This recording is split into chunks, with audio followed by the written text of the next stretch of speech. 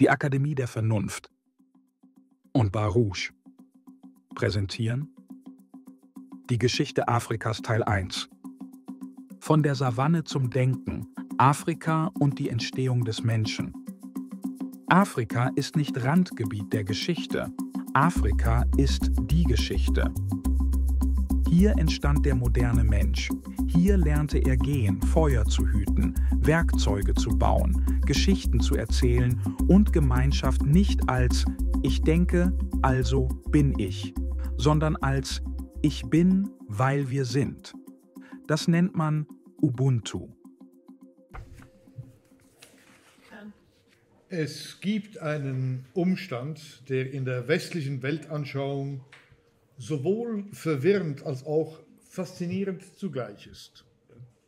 Wir wissen viel oder glauben viel zu wissen über unsere griechisch-römischen Ursprünge, über die europäischen Philosophien, über die Mythen, auf denen der Westen gegründet ist.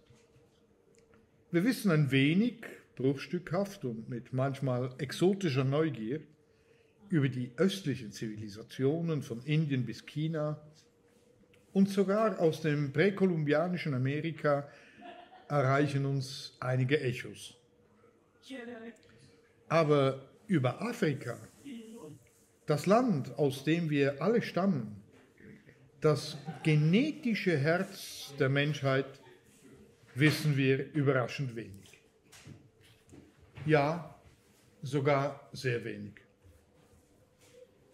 Was der durchschnittliche Abendländer in seiner Vorstellung hat, wenn er an Afrika denkt, sind bizarre und oberflächliche Stereotypen. Trommeln und Masken, endlose Savannen, wilde Tiere, Stammestänze oder auf der anderen Seite der Medaille Krieg, Hungersnöte und Elend. Es ist ein verzerrtes Bild. Wie diese alten Spiegel, die verkleinerte oder grotesk, niemals reale Figuren zurückwerfen. Und doch hat der Homo sapiens seinen Ursprung in Afrika. Nicht in Griechenland mit den Philosophen, nicht in Rom mit den Juristen, nicht in England mit den Wissenschaftlern, sondern in dieser weiten Wiege am Äquator, wo die Sonne stark scheint und der Nachthimmel mit einer Klarheit leuchtet, die noch heute unsere Emotionen erschüttert, wenn wir denn das Privileg haben, dieses Gestirn zu betrachten. Wir alle, mit unseren unterschiedlichen Merkmalen, unseren Sprachen, unseren vergangenen Imperien und unseren heutigen Metropolen, stammen von kleinen afrikanischen Gemeinschaften ab, die vor Hunderttausenden von Jahren Feuer entzündeten, um sich zu wärmen, und Steine gravierten, um sich an ihre Existenz zu erinnern. Die alte Form des Selfies. Es ist paradox, fast komisch in seiner Absurdität, dass man die Dynastie der ägyptischen Pharaonen oder den Wechsel der chinesischen Dynastien detailliert erzählen kann, aber nichts über die symbolischen Systeme, Kosmologien und sozialen Grammatiken weiß, welche die Völker Subsahara-Afrikas über Jahrhunderte und Jahrtausende hinweg belebt haben. Als hätten diese Kulturen nie gedacht, nie erfunden, nie ihr Leben besungen. Aber die Wahrheit ist, dass sie sehr wohl gedacht, gesungen und erzählt haben. Nur haben wir nicht zugehört oder adäquater wäre hingehört. Die Stimmen Afrikas erreichten uns durch verzerrende Filter, durch Missionare, die Idole beschrieben, ohne deren Bedeutung zu verstehen, durch Kolonisatoren, die afrikanische Gesellschaften auf in Anführungszeichen primitive Stämme reduzierten, durch europäische Anthropologen des 19. Jahrhunderts, die alles im Lichte einer vermeintlichen ethnischen Überlegenheit interpretieren. Menschen haben keine Rassen, sondern Ethnien. So haben wir uns davon überzeugt, dass Afrika keine Philosophie hat, dass es keine Geschichte hat, außer der, die durch unsere Ankunft geprägt ist, dass es kein Denken hat, außer dem, das von anderswo übernommen wurde. Aber das ist ein großer Irrtum. Afrika hat nicht nur Geschichte und Philosophie, sondern bewahrt in seiner kulturellen Anthropologie ein Erbe an Visionen und Symbolen. Welche Art und Weise, wie wir darüber denken, was es bedeutet, Mensch zu sein, bereichert und verändert. Diese Geschichte zu erzählen, die Geschichte des Kontinents, von dem wir alle stammen, und der Kulturen, die ihn durchzogen und bewohnt haben, bedeutet auch, diesen Zerspiegel zu begradigen. Es bedeutet, Afrika nicht nur als Randgebiet der Zivilisation zu betrachten, sondern als Ursprung, als Quelle und als unerschöpfliches Laboratorium der Menschheit. Und hier liegt die größte Ironie. Der Homo sapiens, der weiße Mensch, wurde in Afrika geboren. Und doch wusste der Mensch, der sich selbst zum, in Anführungszeichen, Weißen erklärte, in den letzten Jahrhunderten so wenig über das Land, das ihn hervorgebracht hat. Vielleicht ist es also unsere doppelte Aufgabe, uns daran zu erinnern, woher wir kommen und gleichzeitig zu lernen, auf das zu hören, was wir lange ignoriert haben. An dieser Stelle müssen wir zunächst einmal die völlig falsche Vorstellung vom Begriff der Rasse unter den Menschen hervorheben. Der Begriff Rasse hat einen alten und komplexen Ursprung. Er leitet sich wahrscheinlich vom französischen Race oder vom spanischen Raza ab. Wörter, welche im Mittelalter verwendet wurden, um Gruppen von Tieren bezeichneten, die gemeinsame Merkmale wie das Aussehen oder die geografische Herkunft hatten. Ursprünglich hatte der Begriff also keine wissenschaftliche Konnotation, sondern diente dazu, Kategorien oder Abstammungslinien zu unterscheiden.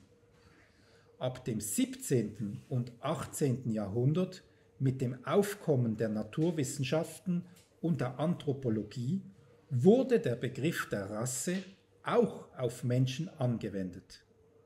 Einige Wissenschaftler versuchten, die Menschheit anhand von körperlichen Merkmalen wie Hautfarbe, Schädelform oder Haarstruktur in verschiedene Rassen einzuteilen. Diese heute völlig überholten Theorien gründeten eher auf oberflächlichen Beobachtungen und kulturellen Vorurteilen als auf wissenschaftlichen Daten. Mit dem Aufkommen der modernen Genetik wurde nachgewiesen, dass die biologischen Unterschiede zwischen menschlichen Gruppen minimal sind und keine Unterteilung in Rassen rechtfertigen. Alle Menschen gehören nämlich derselben Spezies an und teilen über 99,9% ihres Erbguts. Die bestehenden Unterschiede wie Hautfarbe, Körpergröße oder Gesichtszüge sind einfache Anpassungen an die Umwelt, die sich im Laufe der Evolution entwickelt haben und keine Indikatoren für die Zugehörigkeit zu unterschiedlichen Rassen. Das Konzept der Rasse im menschlichen Bereich ist daher wissenschaftlich unbegründet und kulturell gefährlich.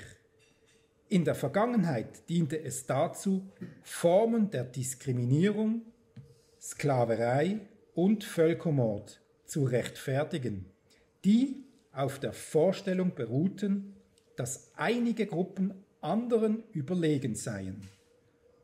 Heute wissen wir, dass diese Sichtweise völlig falsch ist. Die menschliche Vielfalt ist ein gemeinsames Erbe und keine Hierarchie. Wie bereits von Tobias erwähnt, teilen die Menschen etwa 99,9% ihrer DNA, ihres Erbgutes. Das bedeutet, dass nur 0,1% des Genoms von Individuum zu Individuum variiert. Auch wenn es weniger scheint, repräsentieren diese 0,1% Millionen von Nukleotidbasen, welche genetische Unterschiede zwischen Individuen bestimmen. Darunter körperliche Merkmale, Haut-, Augen- und Haarfarbe, Anfälligkeit für Krankheiten, Stoffwechsel, Körpergröße und so weiter. Zwei Menschen können unterschiedliche Sequenzen in Genen haben, die Melanin regulieren, was Unterschiede in der Hautfarbe erklärt. Dies sind keine epigenetischen Unterschiede, sondern Unterschiede in der DNA-Sequenz. Die Epigenetik befasst sich mit chemischen Veränderungen der DNA oder der sie umgebenden Proteine, wie die DNA-Methylierung oder Histonmodifikation. Diese Veränderungen verändern nicht die DNA-Sequenz, können aber die Genexpression regulieren, sprich wie stark ein Gen in Anführungszeichen aktiviert oder deaktiviert wird. Die Epigenetik kann Merkmale wie Körpergröße, Stressreaktion, Stoffwechsel oder bestimmte körperliche Eigenschaften beeinflussen, ist jedoch nicht die einzige Ursache für äußerliche Unterschiede. Viele Merkmale hängen von tatsächlichen genetischen Varianten ab. Dunkle Haut zum Beispiel schützt vor Sonnenschäden und beugt dem Abbau von Folsäure, dem Vitamin B9, vor. Helle Haut hingegen fördert die Vitamin D-Synthese in Umgebungen mit wenig Sonnenlicht. Diese Unterschiede wurden nicht durch plötzliche epigenetische Veränderungen verursacht, sondern durch genetische Mutationen, die selektive Vorteile mit sich brachten und sich im Laufe der Zeit verbreiteten und behaupteten. Phänotypische Unterschiede zwischen menschlichen Populationen, wie zum Beispiel die Hautfarbe, sind das Ergebnis von vorteilhaften genetischen Mutationen, die im Lauf der Geschichte des Homo sapiens in verschiedenen Umweltkontexten auf natürliche Weise selektiert wurden. Wie wir bereits in unseren Ausführungen zum Zusammenhang zwischen Klimaanomalien während unseres Treffens mit dem Titel Geschichte Indiens, Einführung in die Geschichte der Zivilisationen erwähnt haben, ging der Homo sapiens als Sieger aus der Evolutionsgeschichte der Hominiden der Gattung Homo hervor. Die Frage, wie viele in Anführungszeichen Konkurrenten im Rennen es gab, ist nicht so einfach zu beantworten, da die Taxonomie, also die Wissenschaft, die Lebewesen anhand ihrer Merkmalen und evolutionären Beziehungen in Gruppen klassifiziert und organisiert, der Homininen, sprich der Angehörigen der Untergattung Homininia, zu der wir unsere nächsten Vorfahren gehören, ständig überarbeitet wird. Neue archäologische und genetische Entdeckungen sowie Debatten unter Paläoanthropologen führen dazu, dass sich die offizielle Zahl im Lauf der Zeit ändert. Bis heute können wir sagen, dass Wissenschaftler über 20 Arten von Homininen anerkennen, die in den letzten 6 bis 7 Millionen Jahren aufgetreten sind. Unsere ältesten Vorfahren tauchten, soweit wir wissen, vor etwa 7 Millionen Jahren im späten Miozän der Erde auf. Das Miozän ist eine Periode der geologischen Zeitskala. Es ist Teil des Känozoiums und von grundlegender Bedeutung für das Verständnis der Evolution der Primaten und der Vorfahren der Menschen. Es dauerte etwa 23 Millionen Jahre bis vor 5,3 Millionen Jahren. Die wichtigsten Merkmale, welche die Wissenschaft zu identifizieren glaubt, waren ein im Vergleich zu heute allgemein wärmerem Klima mit ausgedehnten tropischen und subtropischen Wäldern, unterbrochen von Savannen, welche die Diversifizierung der Primaten begünstigten.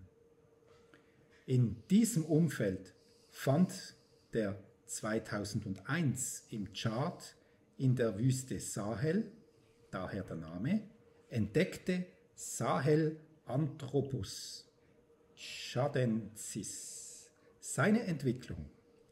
Das berühmteste Fossil ist ein Teilschädel, der in Anführungszeichen Tumal genannt wird.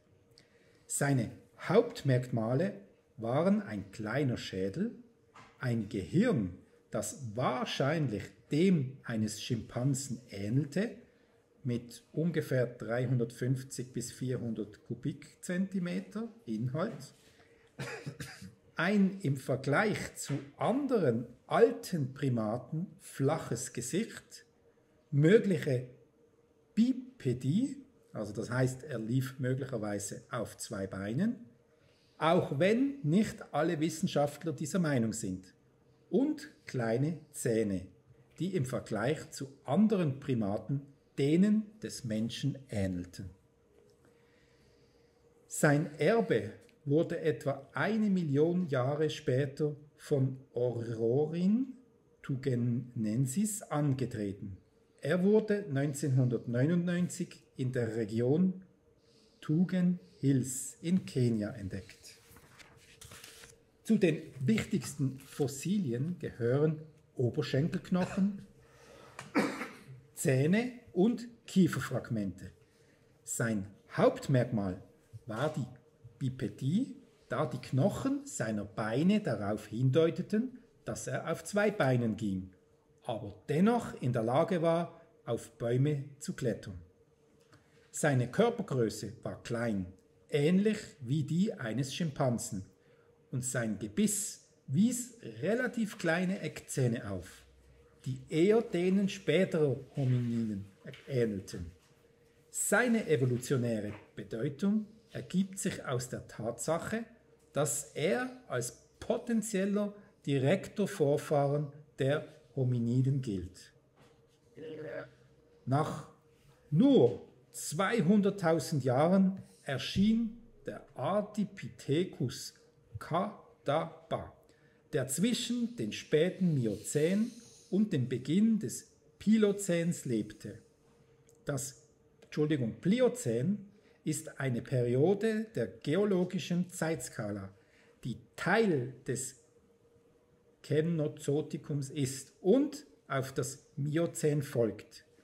Es ist von grundlegender Bedeutung für das Verständnis der Evolution der früheren Hominiden. Es dauerte etwa 5,3 Millionen Jahre bis 2,6 Millionen Jahre und ist eine geologische Ära zwischen dem Miozän und dem Pleistozän.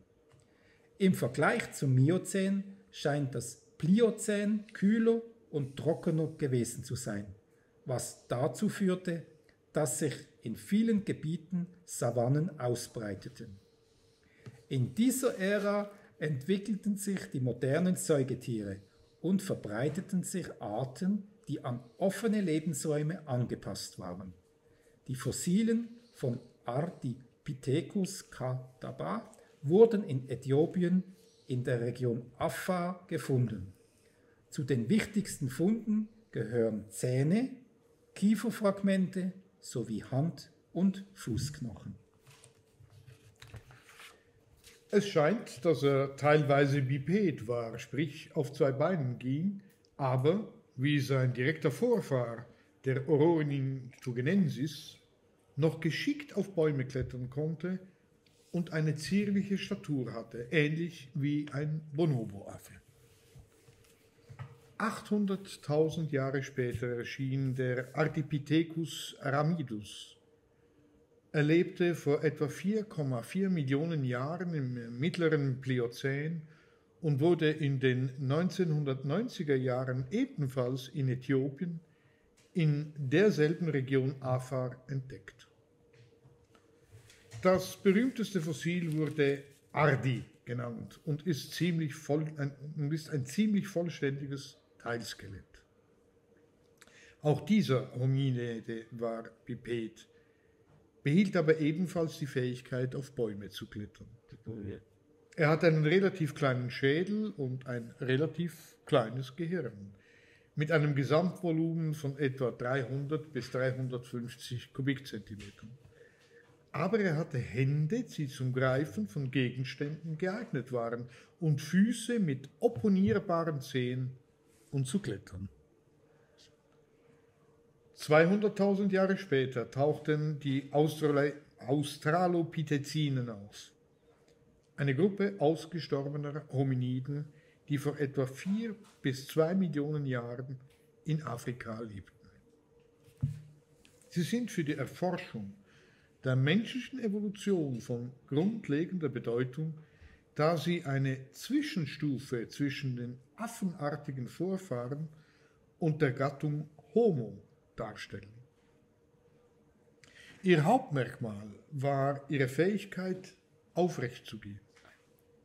Die Bipedalität zeigt sich vor allem in den Beinknochen und im Becken, damit wir uns ein Bild machen können darüber.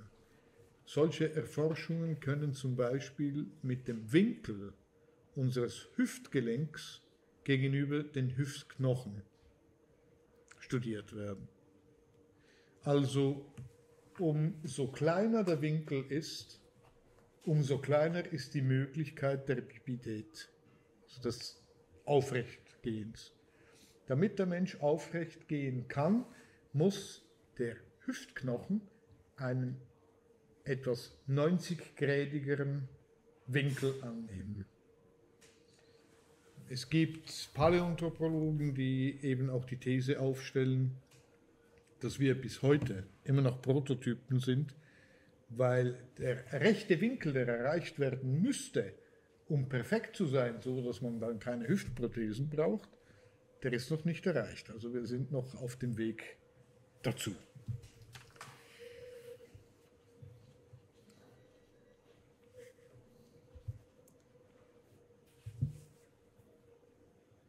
Das Gehirn und der Schädel ähnelten weiterhin denen eines Schimpansen und hatten ein Volumen zwischen 350 und 550 Kubikzentimeter.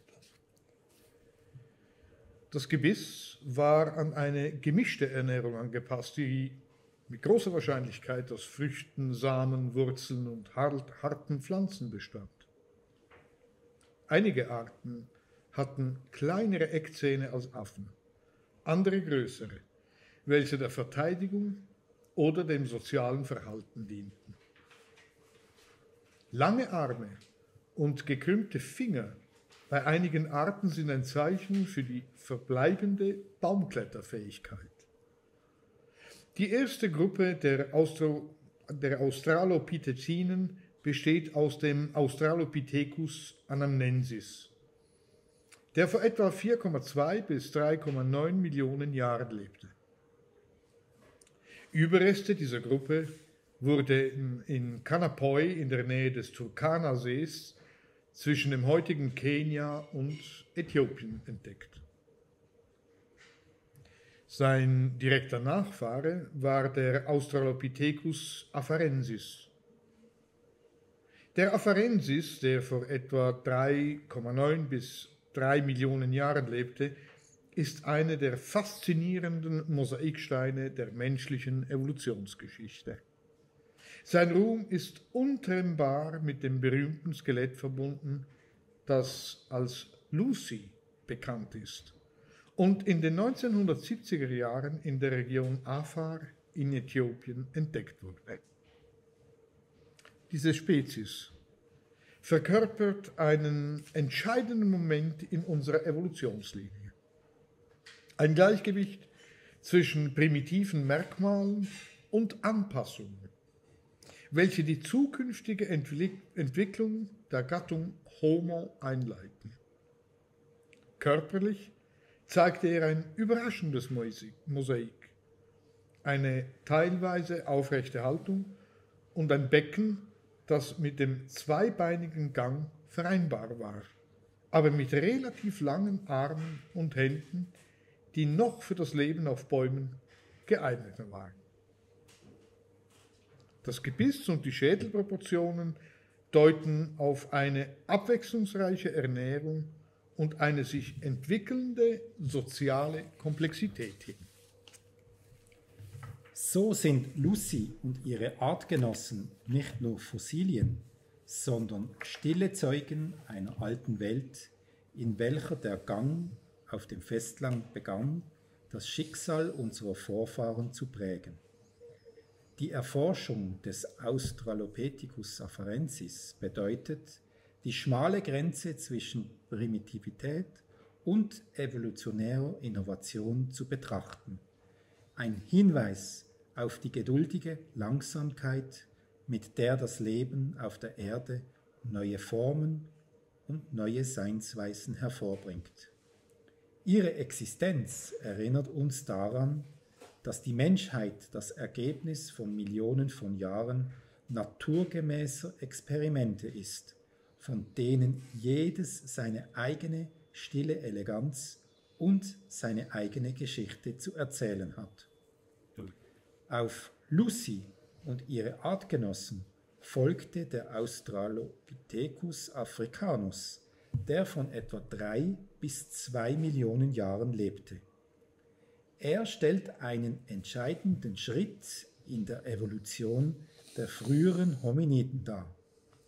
Dieser Hominide, der hauptsächlich in Südafrika entdeckt wurde und berühmte Exemplare wie das Taunkind und Mrs. Place umfasst, bietet einen außergewöhnlichen Einblick in den Übergang zwischen primitiven Formen und dem zukünftigen Mitgliedern der Gattung Homo. Körperlich hatte er einen runderen Schädel als seine Vorgänger und ein wenig spezialisiertes Gebiss, was auf eine flexiblere Ernährung und eine Anpassung an verschiedene Umgebungen hindeutet. Seine Körperhaltung war bereits vollständig biped, obwohl einige Körpermerkmale noch auf eine gewisse Baumkletterfähigkeit hindeuten. Diese Gegensätze machten ihn zu einem perfekten Beispiel für ein evolutionäres Mosaik, in dem Altes und Neues im selben Organismus koexistieren. Aber Australopithecus africanus ist mehr als nur ein Fossil. Er ist ein stiller Zeuge einer Epoche, in der sich unsere Evolutionslinie deutlich abzuzeichnen begann.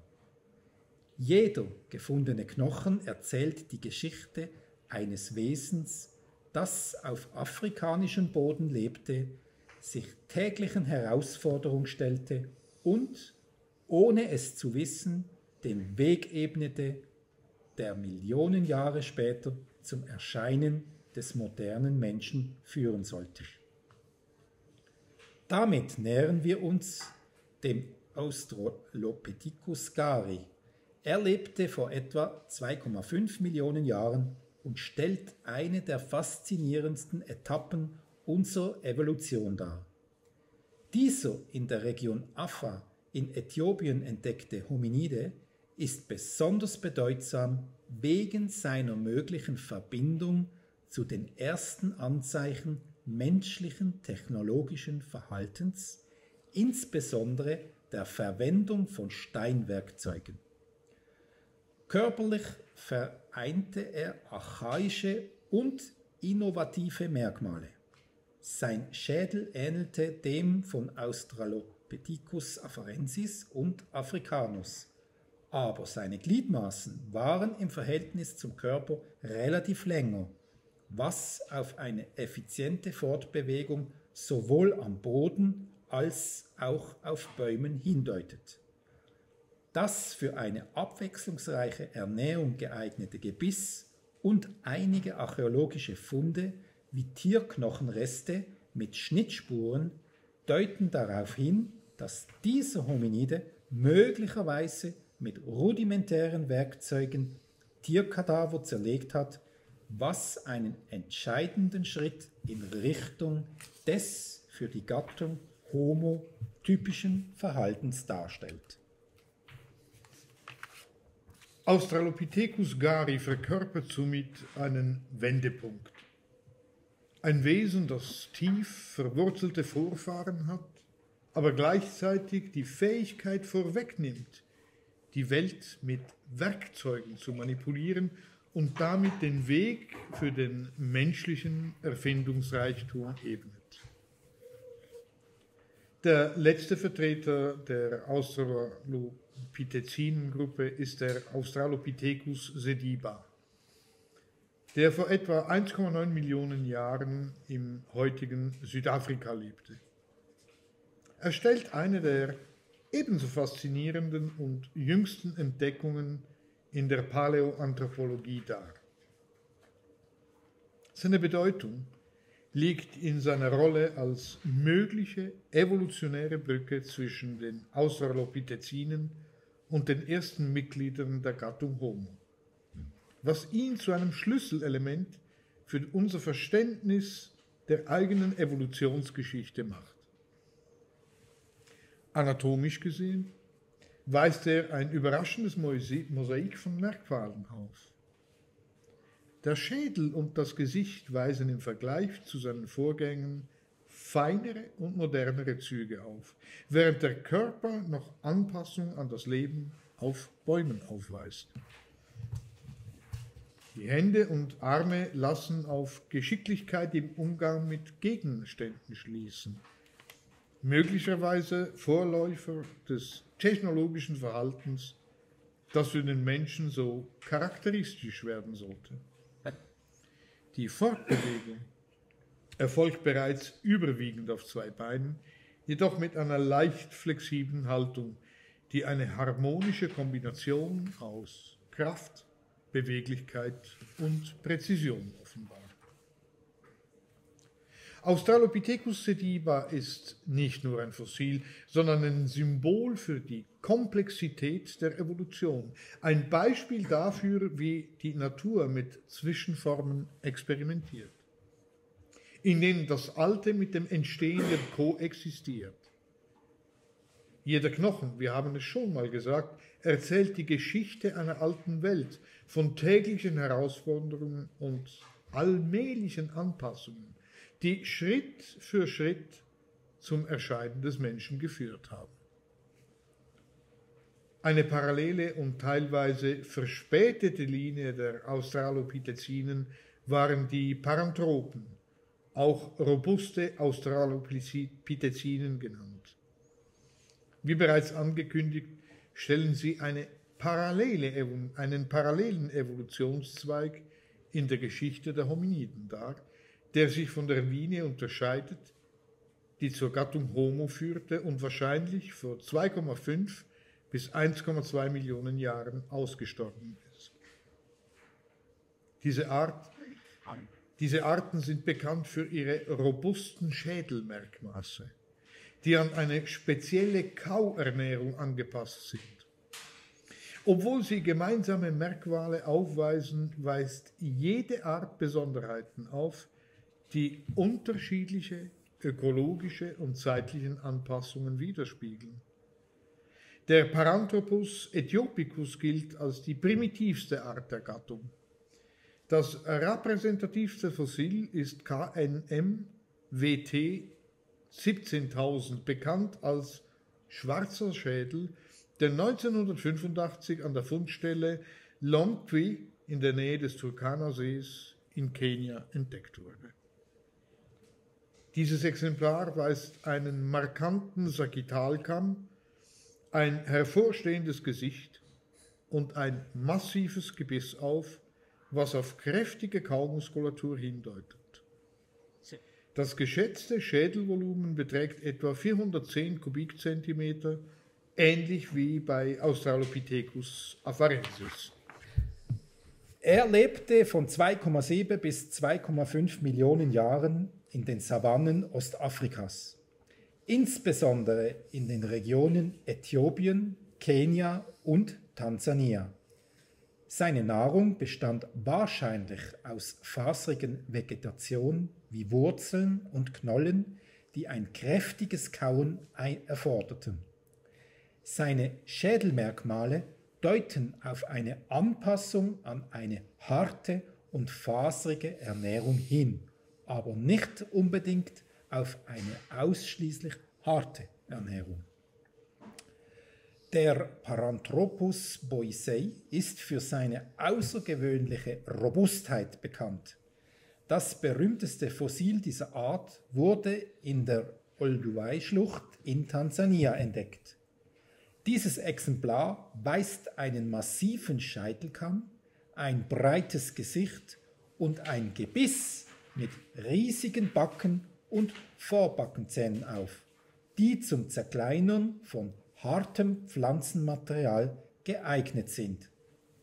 Das Schädelvolumen beträgt etwa 500 Kubikzentimeter und ist damit größer als das des Paranthropus aethiopicus. Er lebte von 2,3 bis 1,2 Millionen Jahren in den Savannen Ostafrikas. Seine Ernährung war überwiegend pflanzlich und bestand aus faserigen Vegetation wie Wurzeln und Knollen. Isotopenstudien deuten darauf hin, dass er hauptsächlich C4-Pflanzen wie Gräser und Knollen und weniger Früchte oder Blätter verzehrte. Diese Spezialisierung in der Ernährung könnte seine Fähigkeit zur Anpassung an Umweltveränderungen eingeschränkt und zu seinem Aussterben beigetragen haben. Schließlich weist der Paranthropus robustus ähnliche Merkmale wie der Paranthropus boisei auf, jedoch mit einigen Unterschieden. Der Sagittalkamm ist weniger ausgeprägt und das Gebiss ist zwar robust, aber weniger spezialisiert. Das Schädelvolumen beträgt etwa 500 Kubikzentimeter, ähnlich wie beim Boisei, und seine Schädelmerkmale deuten auf eine Anpassung an eine kräftige, aber weniger spezialisierte Kauweise hin. Er lebte von 2 bis 1,2 Millionen Jahren in Südafrika, insbesondere in den Höhlen von Sterkfontein und Kromdraai. Seine Ernährung bestand wahrscheinlich aus einer Vielzahl von Pflanzen, darunter Früchte, Blätter und Knollen.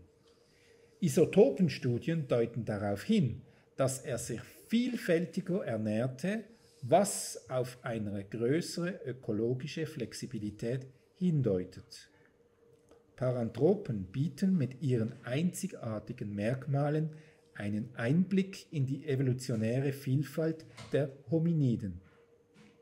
Obwohl sie keine direkten Vorfahren des modernen Menschen sind, liefern ihre Spezialisierungen und Anpassungen wertvolle Informationen über die Überlebensstrategien und die Evolution von Primaten.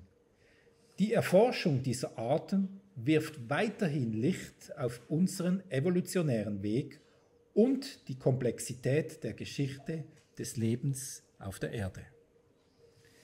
Wir kommen nun zu unserem nächsten Verwandten auf der Evolutionsleiter, der Gattung Homo. Die Gattung Homo stellt eine der faszinierendsten und komplexesten Evolutionslinien in der Geschichte des Lebens auf der Erde dar. Sie umfasst alle ausgestorbenen Menschenarten und die einzige überlebende Art, den Homo sapiens. Die Evolution der Gattung Homo ist durch eine Reihe von anatomischen, verhaltensbezogenen und kulturellen Anpassungen gekennzeichnet, die es unseren Vorfahren ermöglichten, eine Vielzahl von Lebensräumen zu besiedeln und immer ausgefeiltere Technologien zu entwickeln. Die erste Gruppe wird durch den Homo habilis repräsentiert.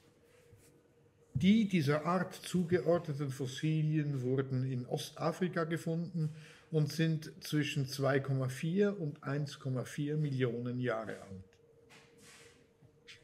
Er hat einen größeren Schädel als die Australopithecinen mit einem Gehirnvolumen zwischen 510 und 600 Kubikzentimeter. Seine Hände weisen Anzeichen einer Anpassung an die Herstellung von Werkzeugen auf, wenn auch nicht mit der gleichen Raffinesse wie bei späteren Arten. Seine Ernährung war wahrscheinlich omnivor und umfasste Früchte, Blätter und Fleisch. Als nächstes begegnen wir dem Homo rudolfensis. Der Homo rudolfensis ist eine umstrittene Spezies, die von einigen Forschern als Variante des Homo habilis und von anderen als eigenständige Spezies angesehen wird. Der Homo rudolfensis zugeordnete Fossilien wurden am Turkana-See, der früher eben Rudolfsee hieß, daher der Name der Gruppe, und wurden in Kenia gefunden und weisen ein größeres Schädelvolumen als der Homo habilis auf, etwa 750 Kubikzentimeter. Diese Spezies weist ein breiteres Gesicht und größere Zähne auf, was auf eine spezialisierte Ernährung hindeutet.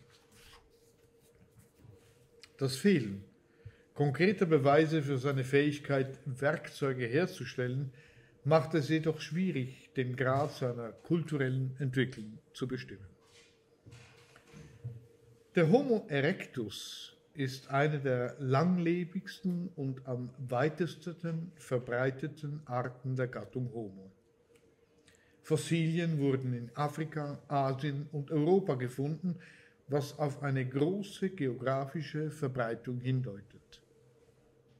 Diese Art hatte einen Körper, der dem des modernen Menschen ähnlicher war, mit einem Schädelvolumen zwischen 600 und 1100 Kubikzentimeter.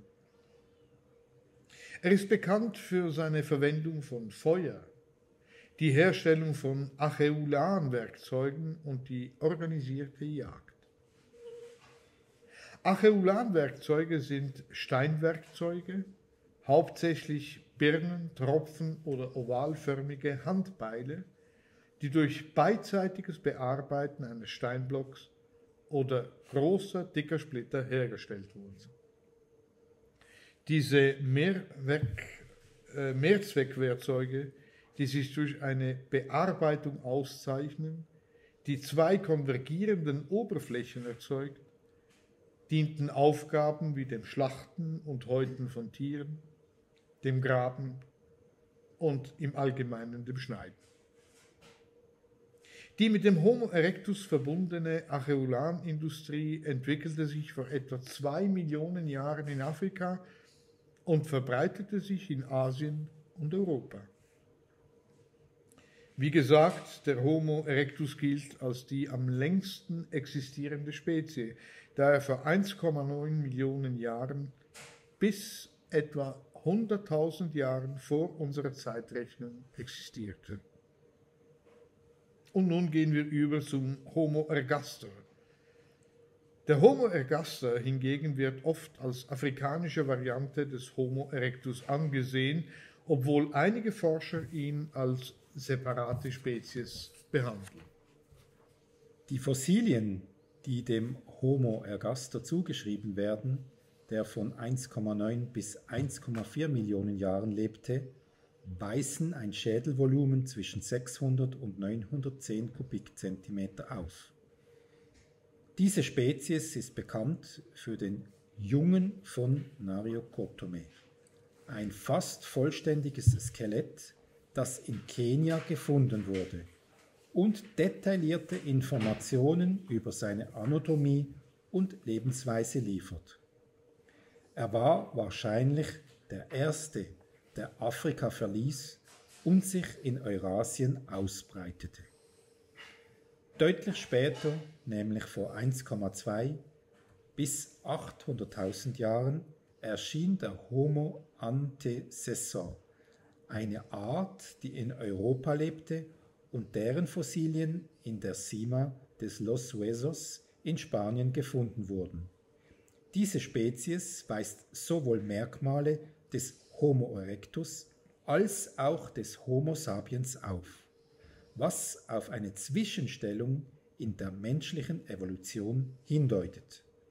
Sein Schädelvolumen betrug etwa 1000 Kubikzentimeter und es wird angenommen, dass er sich omnivor ernährte.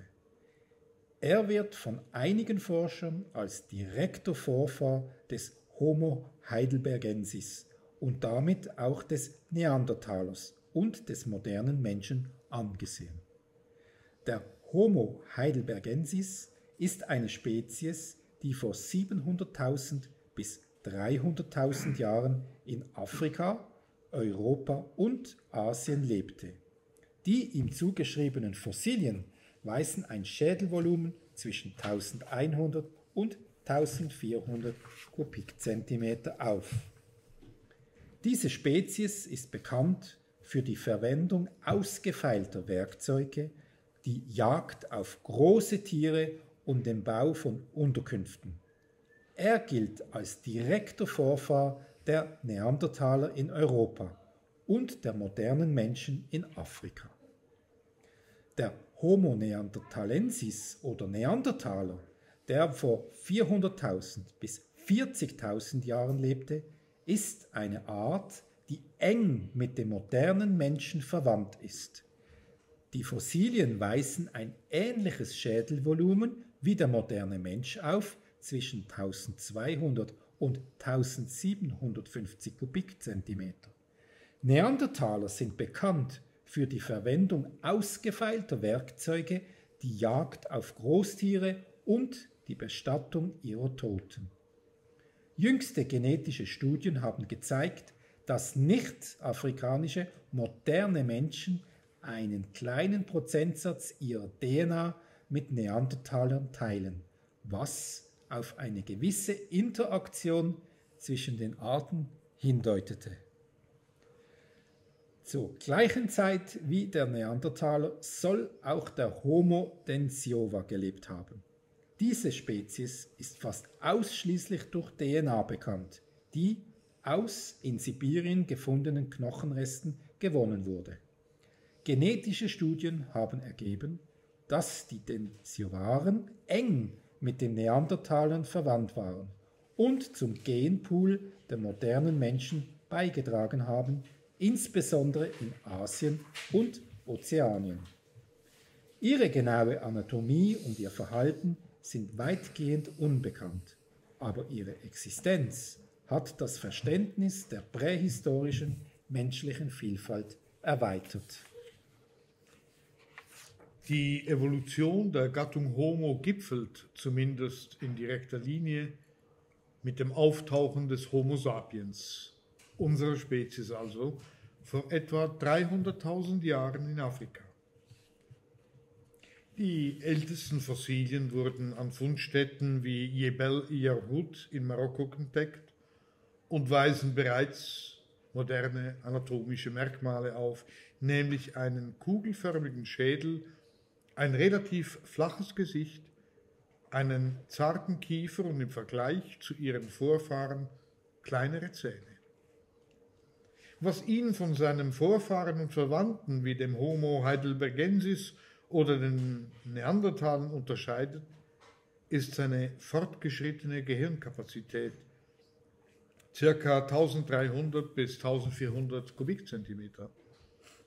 begleitet von Verhaltens- und Sozialplastizität. Diese Kombination ermöglichte die Entwicklung einer artikulierten Sprache, ausgefeilter Technologien und komplexer sozialer Organisationen und legte den Grundstein für die Entstehung der symbolischen Kultur.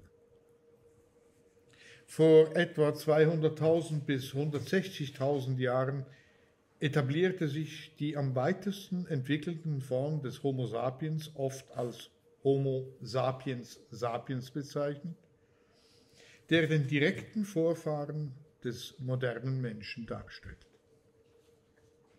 Diese Unterart weist eine harmonische Kombination aus hohem, kugelförmigem Schädel, markanter Stirn und ausgeprägtem Kinn aus.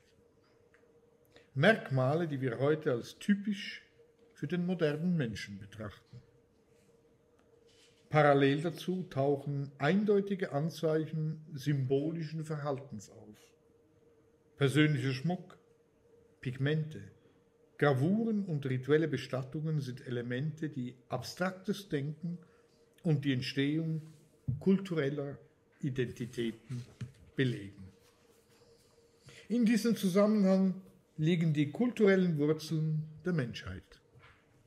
Eine Reihe von Praktiken, Sprachen und Werkzeugen, die nicht nur das Überleben sichern, sondern auch komplexe soziale Bindungen schaffen und Wissen über Generationen hinweg weitergeben.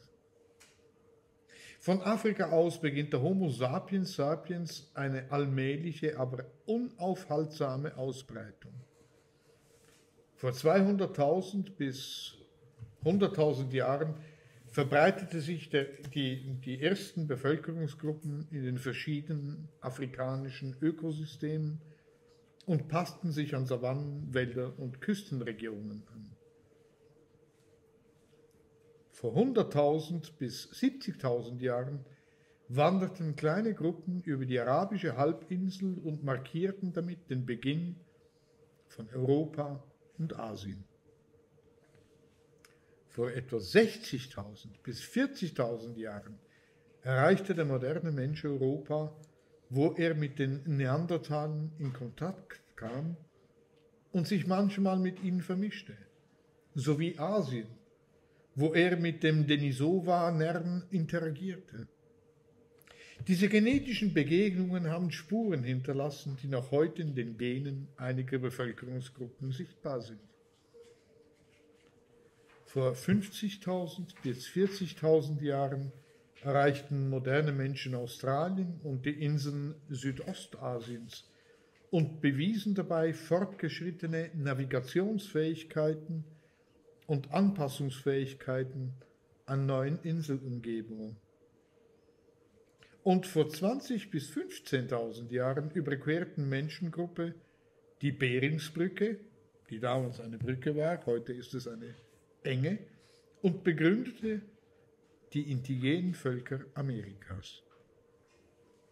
Diese globale Ausbreitung verlief nicht linear, sondern umfasste mehrere Migrationen, kulturelle und genetische Anpassungen und manchmal auch Konflikte oder Vermischungen mit anderen Homo-Arten.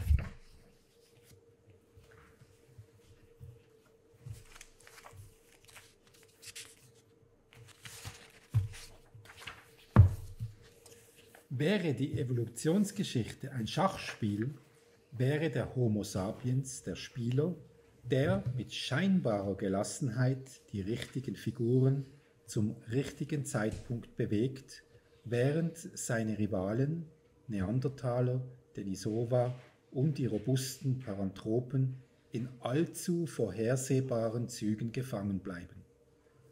Aber was waren die erfolgreichen Züge unserer Vorfahren? Zunächst einmal muss man seine kognitive Flexibilität anerkennen. Während andere Hominiden nur eine einzige Sache gut konnten, Neandertaler das Jagen großer Pflanzenfresser, Paranthropen das Kauen zäher Wurzeln und Knollen, hatte der Homo sapiens eine vielseitigere Strategie. Er aß, passte seine Werkzeuge an, erfand Geschichten und ja, wahrscheinlich beschwerte er sich auch über das Wetter oder seine Nachbarn im Lager. Diese Anpassungsfähigkeit macht ihn widerstandsfähig gegenüber plötzlichen Klimaveränderungen und feindlichen Umgebungen. Dann ist da noch die soziale Zusammenarbeit. Neandertaler waren zweifellos geschickte Jäger und körperlich stark, aber Studien deuten darauf hin, dass der Homo sapiens über größere und ausgefeiltere soziale Netzwerke verfügte. Man könnte sagen, dass andere Hominiden das Abendessen für die Familie organisierten, während der Homo sapiens Allianzen schmiedete, Aufgaben verteilte und Expeditionen weit über sein eigenes Territorium hinaus plante. Die Fähigkeit zu kommunizieren, Wissen zu teilen und langfristige Strategien zu planen, verschaffte ihnen einen enormen Wettbewerbsvorteil, auch wenn die grausamste Strafe der Evolution nach wie vor darin besteht, dass man beim Spiel der natürlichen Selektion nicht schummeln kann. Wir dürfen auch den technologischen Erfindungsreichtum nicht außer Acht lassen. Steinwerkzeuge, Speere, Pfeil und Bogen, Techniken zum Feuermachen, all dies ermöglichte nicht nur die Überlebenschancen, sondern ermöglichte auch die Ausbreitung in Gebiete, in denen andere Arten einfach nicht mithalten konnten. Mit anderen Worten, der Homo sapiens verfügte über einen eingebauten Evolutionsindikator und einen magischen Werkzeugsatz, der ihn in den Augen seiner hominiden Nachbarn allmächtig erschienen ließ. Ein weiterer entscheidender Aspekt ist das symbolische und kulturelle Denken.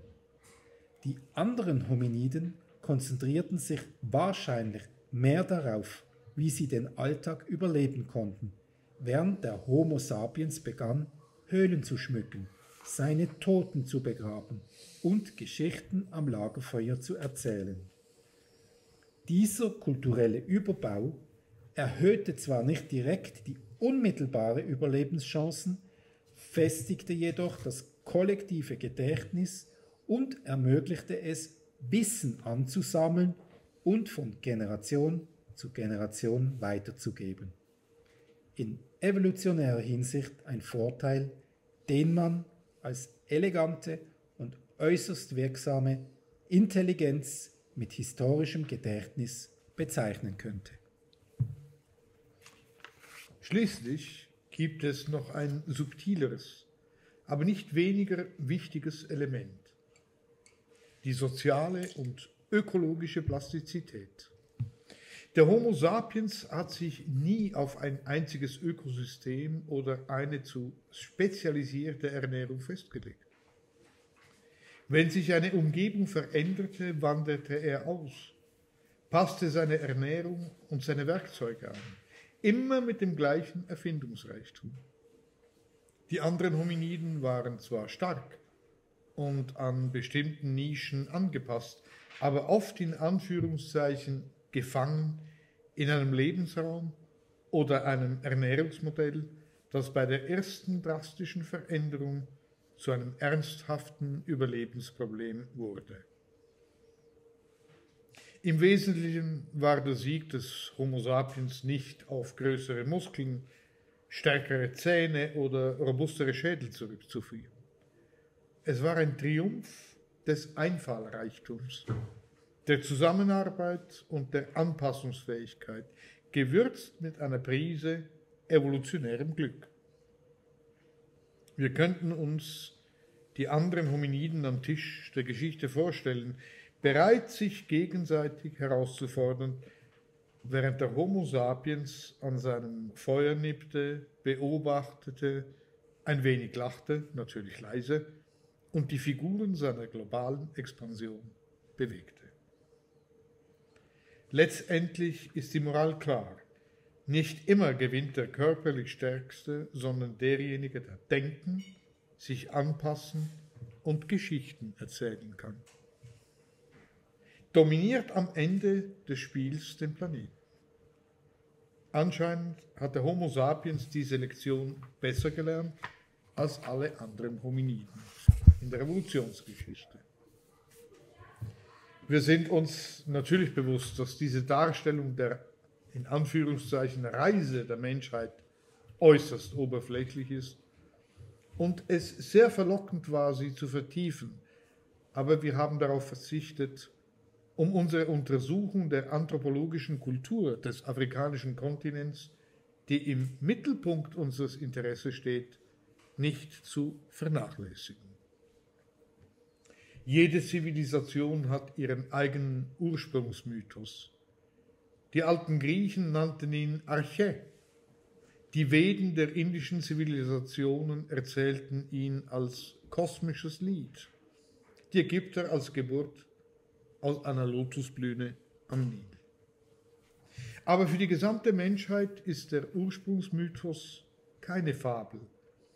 Er hat einen bestimmten, greifbaren Ort, der in den geologischen Schichten eingraviert und in den Knochen unserer Vorfahren bewahrt ist. Dieser Ort heißt Afrika. Hier zwischen den Flüssen, die noch heute ungestüm fließen, und den endlosen Savannen, die nach verbranntem Gras duften, richtete sich der erste Mensch auf, befreite seine Hände, um Werkzeuge zu greifen und blickte zum Himmel, um ihn zu betrachten. Hier wurde das Feuer wie ein schlagendes Herz bewahrt. Hier wurde Sprache zu artikuliertem Klang. Hier erhob sich das Denken über das reine Überleben. Afrika ist also nicht nur ein Kapitel unter vielen in der Geschichte, es ist der Prolog aller Prologe, die Wiege, die bewahrt und gleichzeitig die Schwelle, die zum Aufbruch einlädt. Die Geschichte Afrikas wird traditionell den Griot anvertraut, den Geschichtenerzählern, Dichtern, Musikern und Hütern des kollektiven Gedächtnisses der afrikanischen Gemeinschaften.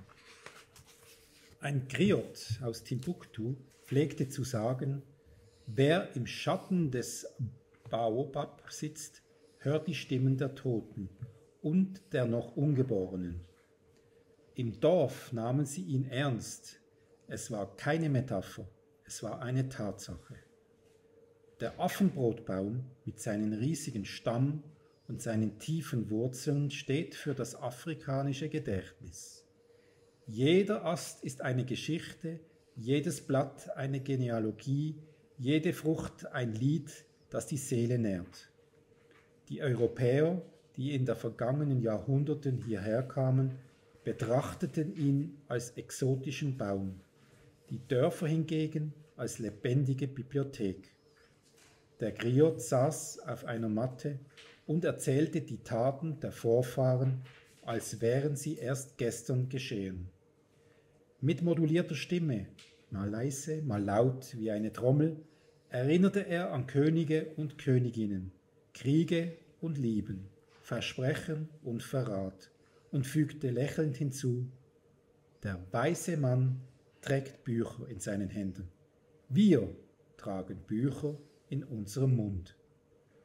Und tatsächlich ist es in den mündlichen gesellschaftlichen Afrikas das Gedächtnis nie in einem leblosen Text festgehalten. Es ist Schwingung, Klang und Körper.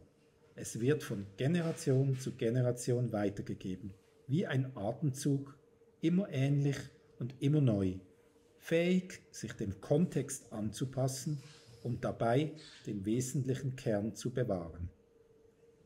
Von Afrika zu sprechen, ist wie das Meer zu benennen, ein Wort, das unendliche Unterschiede verbirgt. Mehr als 2000 Sprachen, hunderte Völkern, sehr unterschiedliche Kosmologien, politische und rechtliche Systeme, die von der Heiligen Monarchie bis zum Ältestenrat, vom kosmopolitischen Stadtstaat bis zur nomadischen Hirtengesellschaft reichen. und doch pulsiert in dieser schillernden Vielfalt ein roter Faden. Es ist die tiefe Überzeugung, dass der Einzelne niemals getrennt, sondern immer miteinander verbunden ist. Nicht ich denke, also bin ich, wie Descartes wollte, sondern ich bin, weil wir sind. Das ist Ubuntu, die Philosophie, die den Menschen nicht auf einen Monolog reduziert, sondern ihn als Teil eines Chores versteht. Eine Anekdote erzählt, dass ein europäischer Anthropologe den Kindern eines Dorfes ein Spiel vorschlug.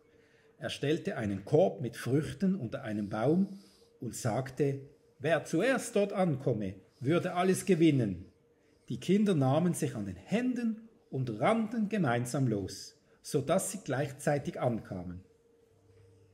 Auf die Frage, warum habt ihr das gemacht, antworteten sie, wie kann einer glücklich sein, wenn die anderen traurig sind?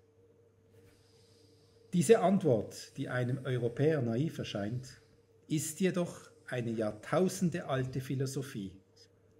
Glück ist ein Gut, das sich nur vervielfacht, wenn es geteilt wird. Über Afrika zu berichten bedeutet, sich zwischen zwei Registern zu bewegen, die sich gegenseitig verfolgen und überlagern. Auf der einen Seite steht die Geschichte, bestehend aus Daten, Ereignissen, Chroniken, Königreichen und Revolutionen.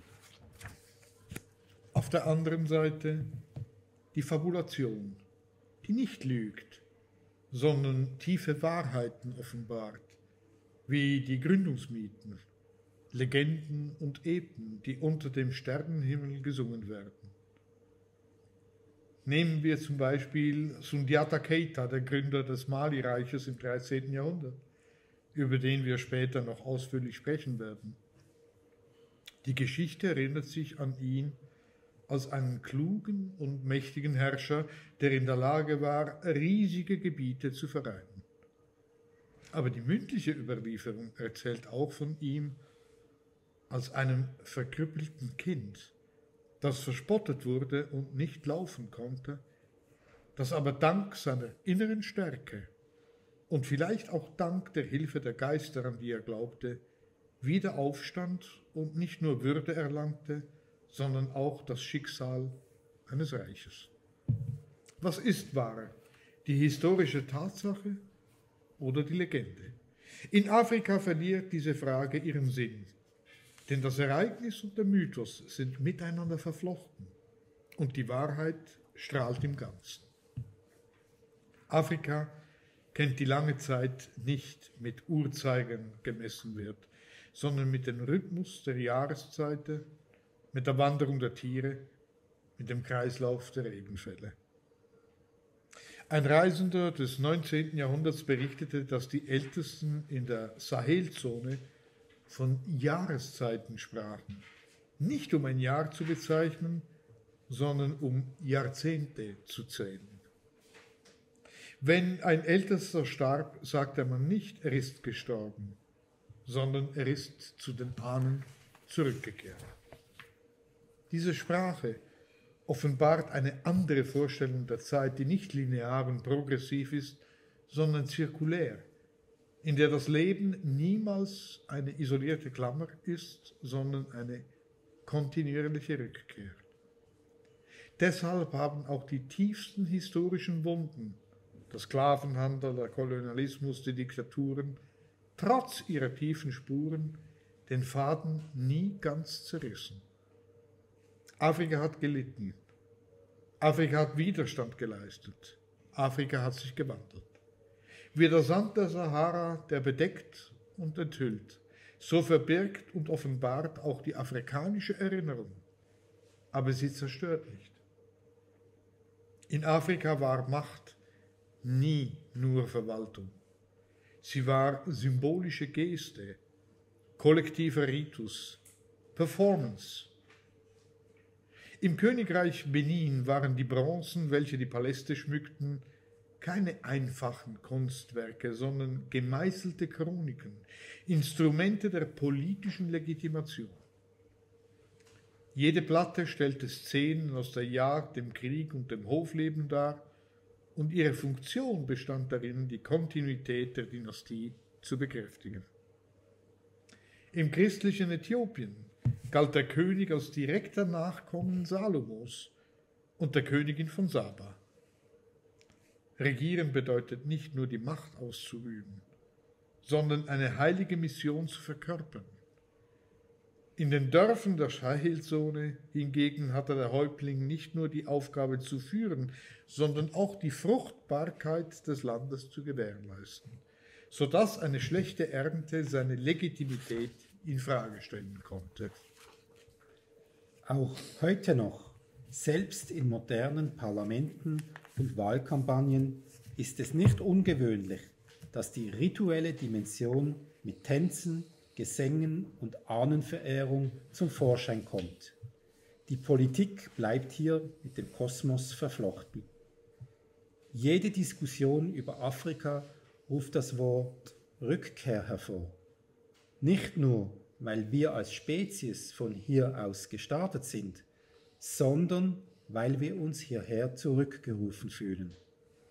Die Reisenden des 19. Jahrhunderts, obwohl von kolonialen Vorurteilen geprägt, schrieben oft, dass sie etwas Unbeschreibliches wahrgenommen hätten, ein Gefühl der Herkunft. Und noch heute sprechen die afrikanischen Nachfahren in Amerika und Europa von Versöhnung mit Afrika. Eine imaginäre, kulturelle, spirituelle Rückkehr. Jazz, Blues, Reggae, Hip-Hop, Musik, die anderswo entstanden ist, haben nie aufgehört, auf ein afrikanisches Herz zu verweisen. Jede Note ist ein Faden, der eine zerbrochene Erinnerung wieder zusammenfügt. Dieser Prolog ist nur der Beginn einer Reise. Er kann nicht ganz Afrika umfassen. Keine Erzählung kann das. Aber er will es heraufbeschwören, es zwischen Geschichte und Mythos, Anthropologie und Poesie, Politik und Anekdote vibrieren lassen. In den folgenden Begegnungen werden wir uns mit den anthropologischen Ursprüngen befassen, die Pracht der Reiche erkunden, den Stimmen der Diaspora lauschen, die Kämpfe um die Unabhängigkeit miterleben und sehen, wie Afrika heute nicht mehr Objekt, sondern Subjekt des Denkens ist. Denn letztendlich bedeutet das Erzählen von Afrika, von uns selbst zu erzählen, zur Wiege zurückzukehren, die auch Schwelle ist, zum Baum, der die Wurzeln aller bewahrt, und anzuerkennen, dass die Zukunft wie auch der Anfang oft die Form des afrikanischen Kontinentes hat.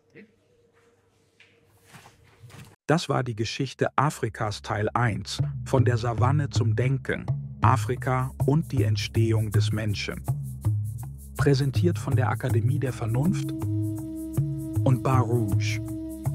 Wenn du uns unterstützen möchtest, abonniere den Kanal oder werde ein Mitglied der Akademie. Hinterlasse uns einen Like. Wenn du Fragen oder Anmerkungen zum Inhalt hast, kannst du einen Kommentar hinterlassen. Wir versuchen, alle Anfragen zu beantworten. Vielen Dank für deinen Besuch und bis zum nächsten Mal auf diesem Kanal.